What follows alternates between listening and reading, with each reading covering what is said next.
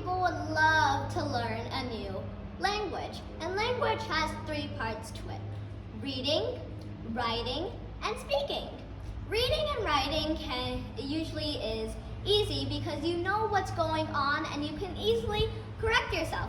But speaking can be a little challenging because you don't have that much time and you just blurt out words and you don't even know what you're saying. Sometimes you can get the words wrong. And since English is my first language, I will share some English examples.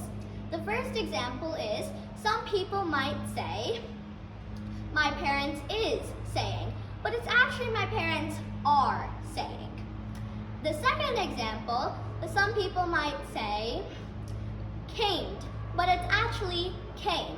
Last but not least, people can also say, how old you are, but it's actually how old are you. This is where that comes into play. How about there can be this voice-activated bracelet, which you can test it out by going through which language you want.